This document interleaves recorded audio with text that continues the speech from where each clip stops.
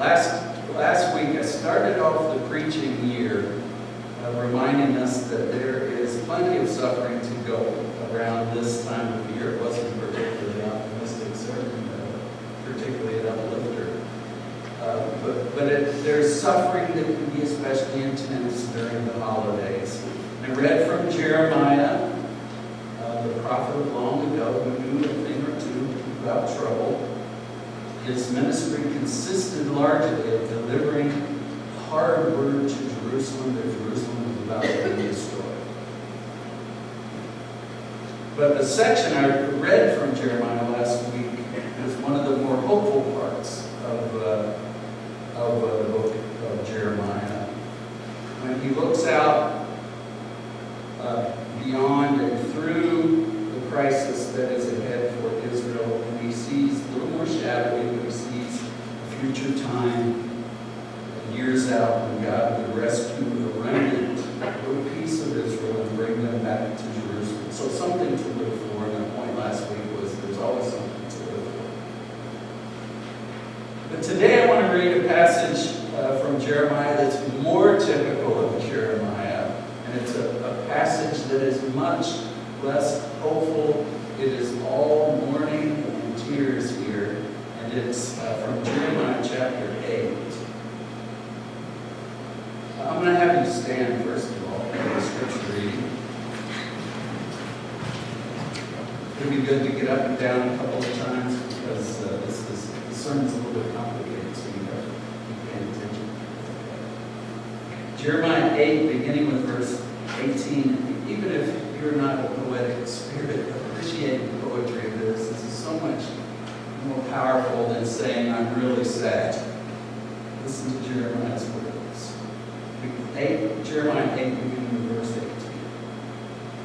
18. You are my comforter in sorrow. My heart is faint within me. Listen to the cry of my people from a land far away. Is not the Lord in Zion? Is a king no longer here? Why have they aroused my anger with their images, with their worthless foreign idols? The harvest is past. The summer has ended, and we are not saved. Since my people are crushed, I am crushed. I mourn, and horror grips me. there no balm or medicine in Gilead? Is there no physician there? Why then is there no healing for the wound of my people? And then in Hebrew Bible, the verse 1 of chapter 9 is included in chapter 8. So I'm going to go ahead and read that verse 2, where Jeremiah says, "Oh, that my head were a spring of water, and my eyes a fountain of tears. I would weep day and night for the slain of my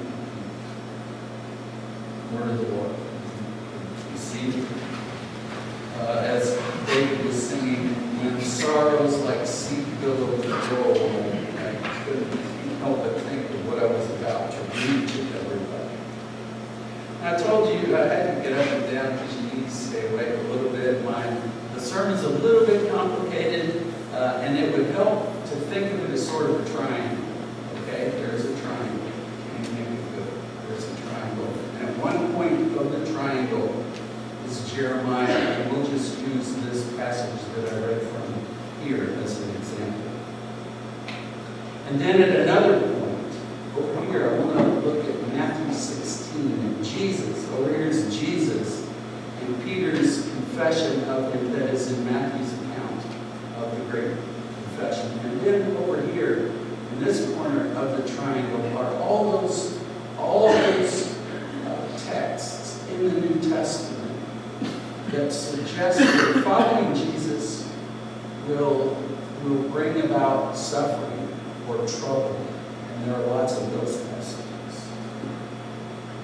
I'll start with that corner of the triangle, all those texts that have to do with suffering. In Jesus' Sermon on the Mount, Matthew 5-7, Jesus lays out what will be the new conditions for God's kingdom, God's reign. Who are the blessed ones in the kingdom? The blessed ones are the poor, the sorrowful, the meek, those who starve for justice, the merciful, the poor, peacemakers, and then in the persecuted. The series of blessings ends like this: "Blessed are you when people insult you, persecute you, and falsely say all kinds of evil against you because of me. Rejoice and be glad, because great is your reward in heaven, for in the same way they persecuted the prophets who were before you." So the message there in the Beatitudes is twofold. First of all, those who follow Jesus will face their share of trouble. But secondly, those who take on that suffering will be like the prophets of old and will be rewarded by God. And then there are numerous other places in the New Testament that confirm that people who follow Jesus should expect to suffer. In the Gospels, Jesus tells his disciples that to follow him will be taking up a cross. What's a cross? It's an instrument of torture. It's an instrument of suffering. Jesus tells his disciples in Matthew 10 that they will be hated because of his name. Paul writes in Romans 3 that he is being put to death all day long. It is considered as a sheep for the slaughter. And then in his letter to the Philippians in chapter 3, Paul speaks of how he experiences the fellowship of Jesus' suffering and is being conformed to his death. And in the same letter, he says that believers are not only privileged to believe in Jesus, but also to suffer for him. And then maybe the reality of Christian suffering is framed most powerfully in 2 Corinthians 4. For we who are alive are always being given over to death for Jesus' sake. There are, of course, some believers in the world who know persecution and suffering very well. It is dangerous, not just difficult, to be Christian in North Korea or China or Pakistan, Afghanistan, all across North Africa, and in other places too. Thousands of believers are killed every year because of their faith, sort of confirming what Jesus and Paul said to expect. What about us? Well, because we know the New Testament promise of suffering, I think many American Christians look to define their faith experience in terms of suffering. Oh, we're Christian, we must be suffering. And what they usually come up with is some kind of psychological discomfort or hurt feelings. As in, you know what happened to me today? I was witnessing to a friend, and do you know what happened?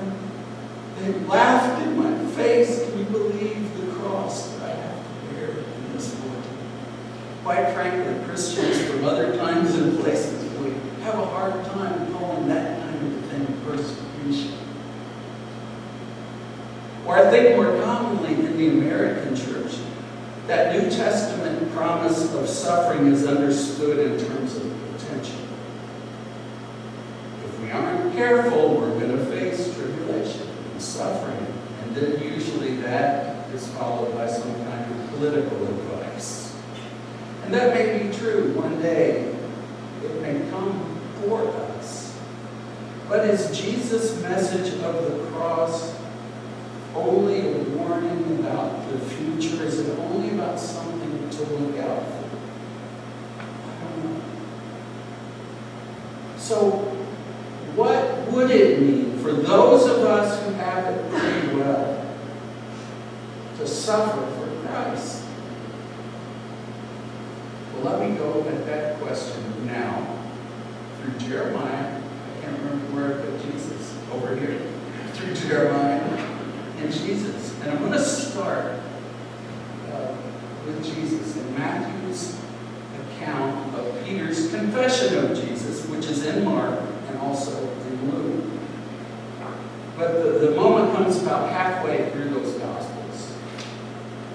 And in Matthew, it's in chapter 16 that Jesus has his disciples gathered around him. He is working his way to the question, who do you guys think I am? Who do you who follow me and watch me teach and watch me heal? Who do you think I am? And of course, that's the point when Peter answers, you are the Christ, the Son of God. But Jesus sets it up first by asking his followers what they are hearing from other people. What are the folks?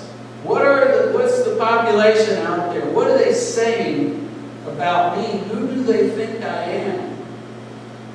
And in Matthew 16:14, Matthew reports, they replied, some say John the Baptist, some say, others say Elijah, and still others say Jeremiah or one of the prophets. What interests me about Matthew's account is this.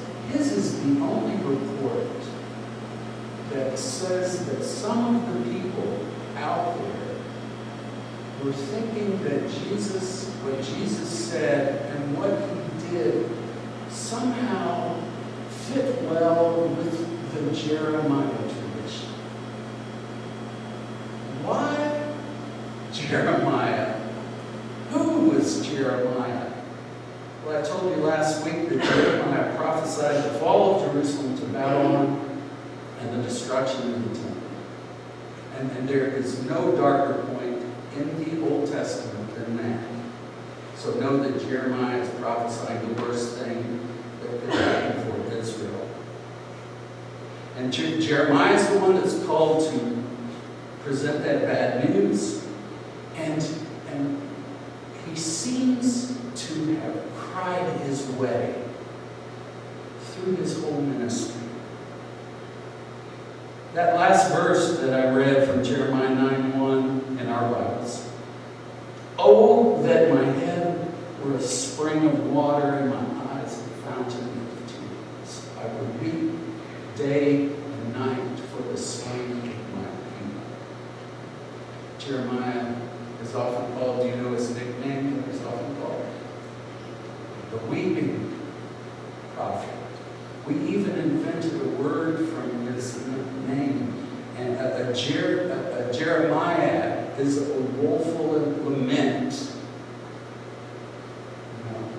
As in, after her boyfriend broke up with her, her conversation with me was just one long Jeremiah.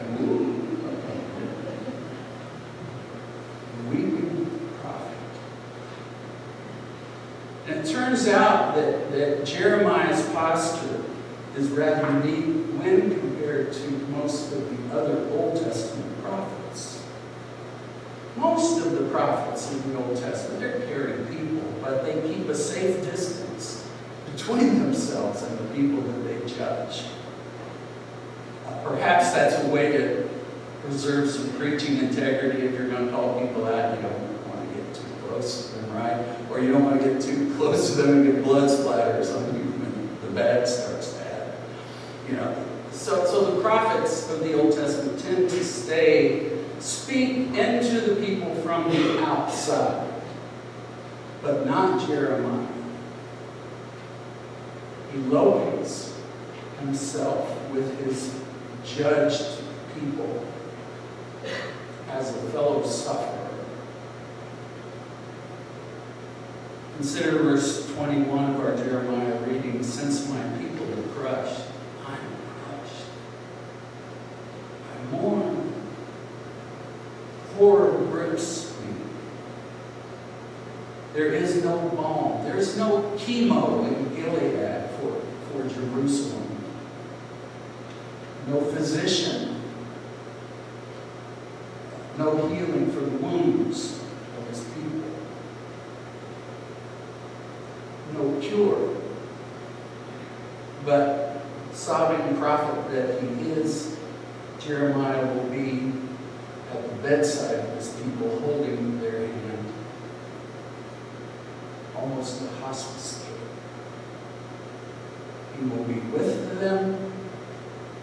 He will use his life to comfort whatever life they have left. He will sing them his Jeremiads. And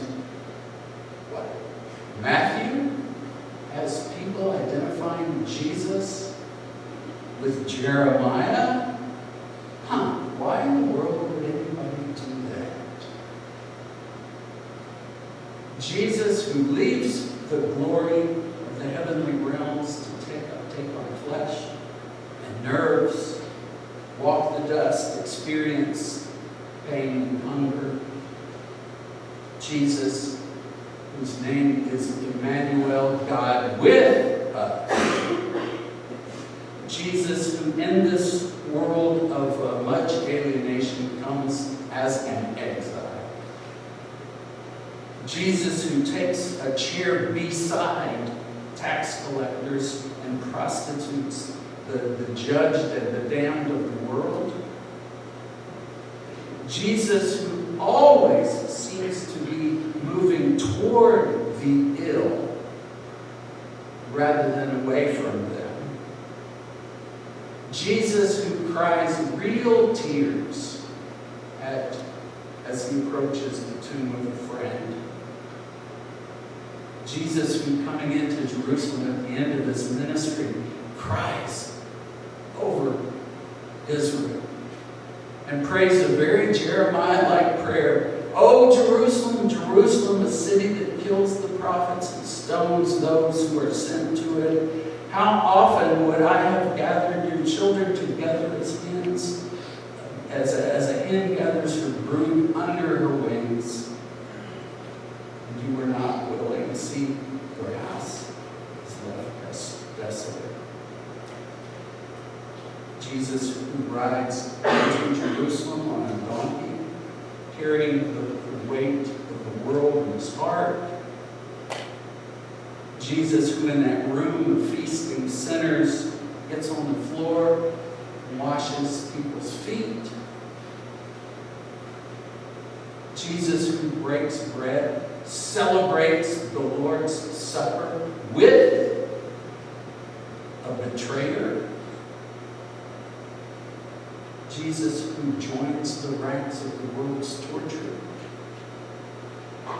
Jesus who even dies.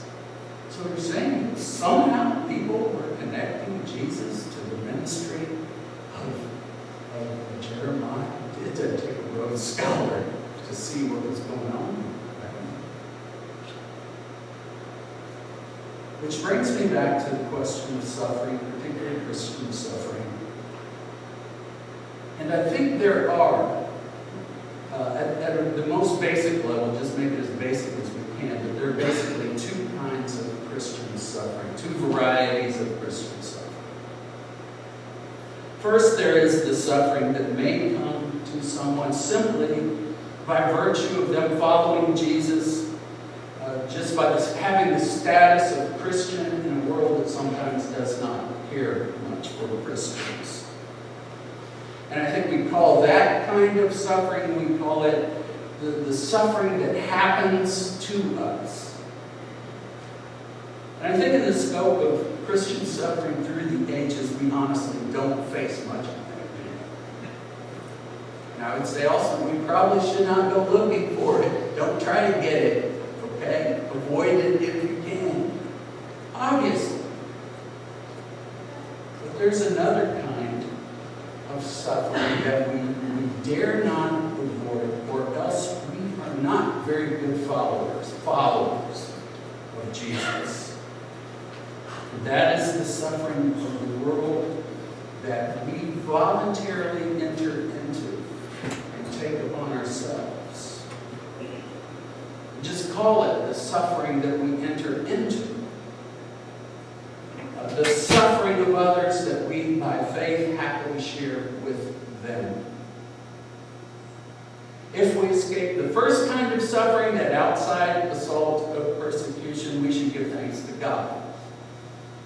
But if we've somehow managed to stay insulated from the second kind, the suffering of a world that cries out to us, then we must repent and make ourselves vulnerable to it. Because when Jesus said, "Take up your cross and follow me," he was calling us to a life that is shaped like his. A life poured into the suffering people of a suffering world. It's a call to join Jesus in weeping for the world. And don't miss the fact that Jesus consistently went toward suffering. He came into a broken world. He went to miserable places and sat with miserable people. And to be Christian is to be, in a sense, a reproduction of Emmanuel, God with the world. And then, in those places of misery, Jesus chose to carry burdens. Rather than naming the mistakes of people and holding them to the consequences of their failures, he lifted burdens off of them, even absorbed the sin of others, bearing it in his wounded body.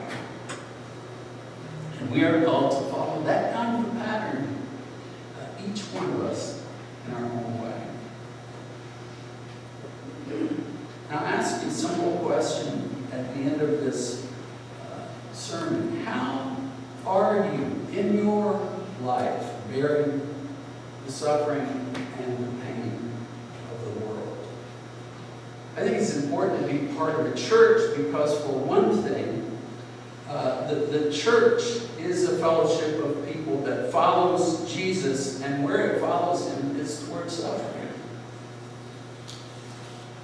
The church sits beside the dying and cares for their families. I think of the funeral ministry here or the funeral dinner ministry that brings so many people around people who have experienced loss.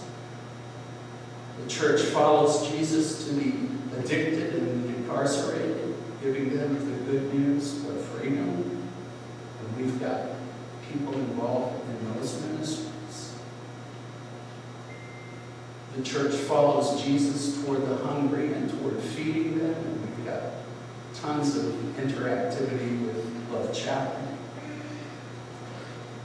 The church sends missionaries to bring the good news to those who are in search of meaning, whose lives are miserable because they don't know what they're all about. And we lift up those people who are suffering so that they can lift up other suffering people.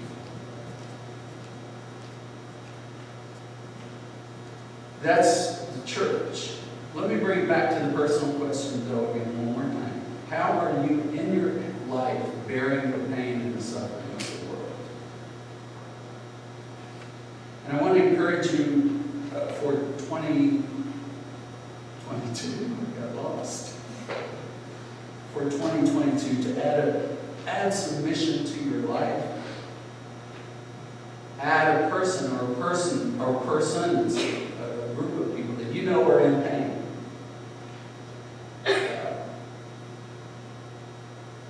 And claim them and their suffering as with you, be with them.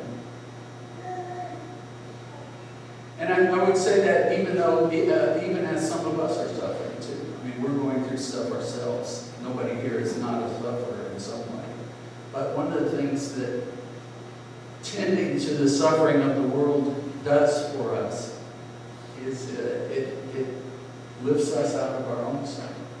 So take it. Again, think of it.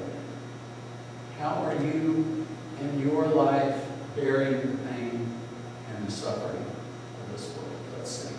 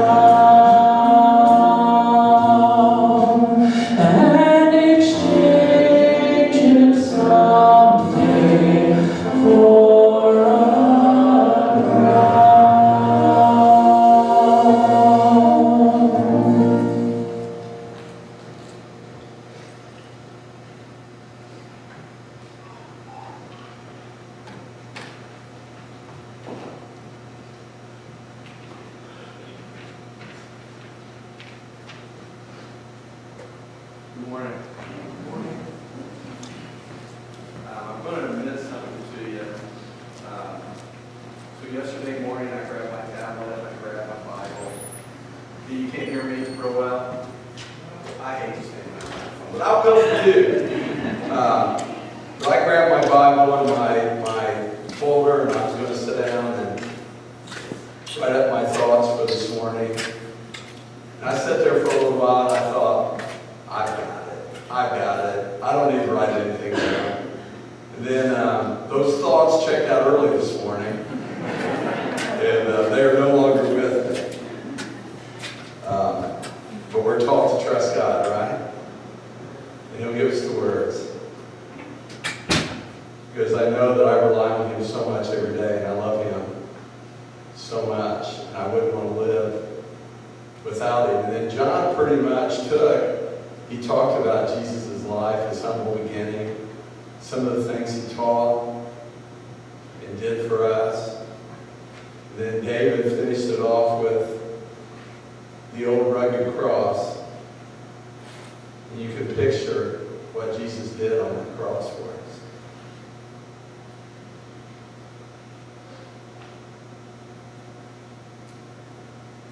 You know, think about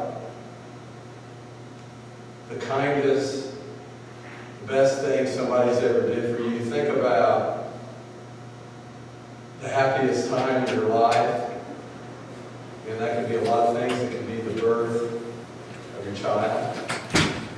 It could be she said yes. Can you believe that? Or you got the man that you're in love with. I mean, it could be a lot of different things.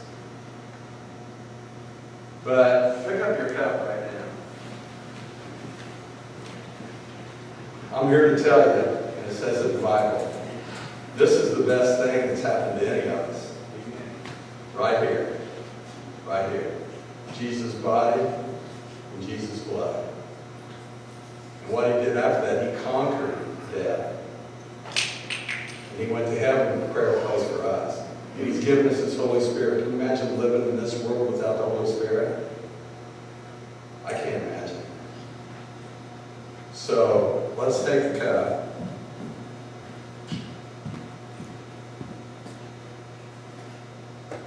Let's think about His body on that old rugged cross. Let's partake together.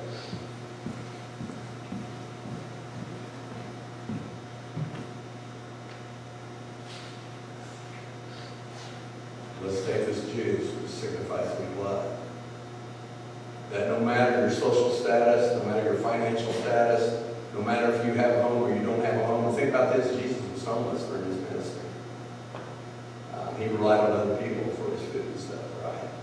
That puts things in perspective. Let's remember what Jesus did for us.